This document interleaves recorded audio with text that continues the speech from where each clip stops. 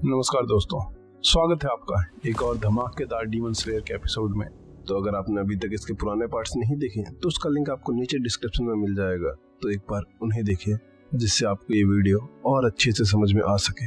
तो चलिए अब आपका और ज्यादा समय ना लेते हुए सीधे कहानी पे आता हूँ।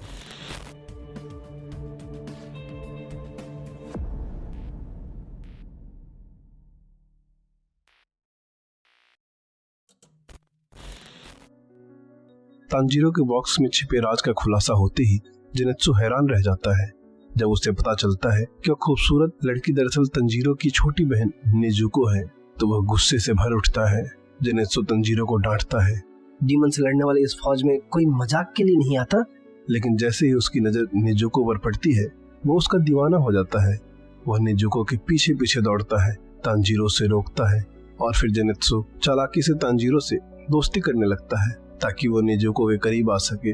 तभी हिसा नाम की औरत जो उनकी देखभाल कर रही है इनोसुके को साफ सुथरे कपड़े देती है और उसे टेम्पुरा भी खाने के लिए देती है।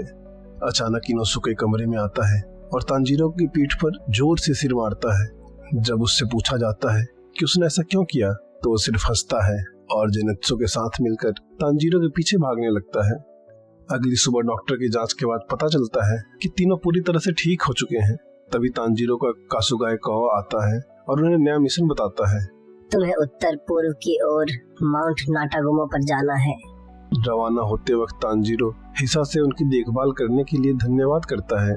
हिसा उनके जाने के समय किरीबी यानी फ्लिंट स्टोन से चिंगारियां निकालती है जो जापान में लक के लिए किया जाता है। इनोसुके देखकर चौंक जाता है और उसके ऐसा करने के पीछे का कारण पूछता है तो जेनेत्सु उससे बताता है कि यह मिशन के लिए शुभकामना का प्रतीक है। हिसा उन्हें आखिरी बार कहती है, सावन से जियो और आगे होने वाली लड़ाई में जीत हासिल करो। रास्ते में इनोसुके फिर से उलझन में पड़ जाता है। लक, शान से जीना, शर्मिंदा न होना, इन सब का क्या मतलब है? तांजीरो समझाने की कोशिश करता है लेकिन इनोसुके के कुछ भी समझ में नहीं आ रहा था, जो देखकर अंत में वह भी थक कर छोड़ देता है और अपनी रफ्तार तेज करके अपने मिशन की तरफ दौड़ने लगता है। इनोसुके इतना नादान होता है कि वह उसे भी एक चुनौती समझता है और उसके पीछे पीछे भागने लगता है और जेनेत्सु हमेशा की तरह पीछे रह जाता है। रात ढलने लगती है और वे दोनों पहुंचते हैं उस डरावने पहाड़ के पास, माउंट नाटागोमा। जेनेत्सु डर के मारे रास्ते पर बैठ जाता है। वह दावा करता है कि इस जंगल से अजीब अजीब सी आवाजें आ रही हैं और पूछता है क्या उन्हें यह महसूस नहीं हो रहा। तांजीरो और इनोसुके उसकी बात अनसुनी कर देते हैं। तभी तांजीरो को एक डीमन की गंध महसूस होती है और वह दौड़ पड़ता है। इनोसुके भी उसके पीछे भागता है और मजबूरी में जेनेत्सु भी उनके पीछे चलता है। आगे बढ़ने पर वे एक घायल डीमन स्लेयर को देखते हैं जो मदद की गुहार लगा रहा था। प्लीज मेरी मदद करो। लेकिन तभी कोई अदृश्य शक्ति जंगल की गहराई में उसे खींच लेती है। वह चिल्लाता रहता है, मैं उनसे पीछा नहीं छुड़ा पा रहा, प्लीज मुझे बचा लो। जैसे जैसे वे आगे बढ़ते हैं जंगल में सफेद मकड़ियों के जाले, बंधे हुए डीमन स्लेयर और मकड़ी जैसे डीमन से भरा हुआ जंगल और डरावना होता जाता है। तांजीरो इनोसुके को उसका साथ देने के लिए धन्यवाद कहता है। उसके शब्दों से पहली बार इनोसुके को हिसा की बातें समझ में आने लगती हैं। वो एक डरे हुए डीमन स्लेयर से मिलते हैं जो कहता है कि उन्हें कोई मजबूत हासीरा भेजना चाहिए था, न कि निचले स्तर के मिजोनोत्तो जैसे तांजीरो। इनोसुके गुस्से में उसे घूंसा मारता है और उसे डरपोक कहता है। डीमन स्लेयर बताता है जब वे पहाड़ पर चढ़े तो एक साथी ने अचानक दूसरे की गर्दन काट दी। हर कोई पागल हो गया, एक दूसरे को मारने लगा और वह किसी तरह बचकर बाहर आया। दूसरी ओर एक कासुगाए कौवा थक कर एक श्राइन तक पहुंचता है और वहां मौजूद एक व्यक्ति को इस हो रही घटना की खबर देता है।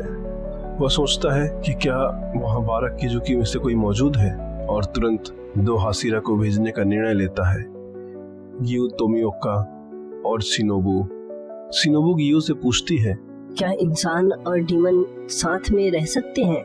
गियू शांत स्वर में जवाब देता है, जब तक डीमंस इंसानों को खाते रहेंगे तब तक ऐसा होने की कोई उम्मीद नहीं है। जंगल के बाहर जेनेत्सु उदास बैठा सोच रहा है क्या तांजीरो और इनोसुके उससे नफरत करते हैं? और उसका स्पैरो उसे समझाने की कोशिश करता है, लेकिन जब वो नहीं मानता तो वो उसकी उंगली काट लेता है। स्पैरो की यह हरकत उसे चौंका देती है, लेकिन तभी उसे याद आता है कि नेजुको भी उनके साथ जंगल में गई है और वो गुस्से में दौड़ पड़ता है नेजुको को बचाने के लिए।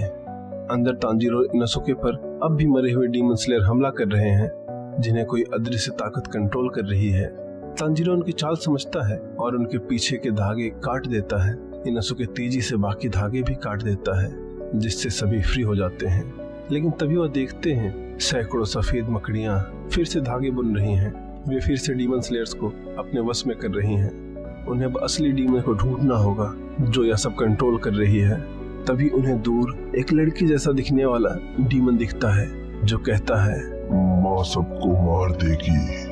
तांजीरो समझ जाता है कि इसी डीमन की माँ इन सबको कंट्रोल कर रही है, लेकिन वो उसकी लोकेशन नहीं जानता था। इनोसुके अपने बीस्ट ब्रीदिंग का 7th फॉर्म स्पेशियल ओवरनेस का उपयोग करता है। जमीन पर दोनों कटाना गाड़ कर हाथ फैलाकर पूरे जंगल को स्कैन करता है, जिसके बाद उसे एक चट्टान पर बैठी उस डीमन का पता चलता है जो उन्हें कंट्रोल कर रही थी। तभी एक सफेद छोटे से डीमन की आवाज आती है, हम पांचों एक परिवार की तरह शांति से जीना चाहते हैं, कोई भी हमारे बीच नहीं आ सकता। तांजीरो और इनोसुके अब तैयार हैं। उनका अगला मुकाबला होगा इस डरावने खौफनाक डीमन फैमिली से। जिसके साथ ही डीमन स्लेयर का ये एपिसोड भी यहीं खत्म होता है। तो दोस्तों, आपको वीडियो कैसी लगी मुझे कमेंट में बताओ। साथ ही अगर आपको मेरी मेहनत थोड़ी भी अच्छी लगी तो इस वीडियो को लाइक, चैनल को सब्सक्राइब और अपने दोस्तों में शेयर जरूर करें। तो आज के लिए बस इतना ही। जल्दी मिलता हूँ इसके अगले भाग या किसी दूसरी वीडियो में। तब तक के लिए धन्यवाद।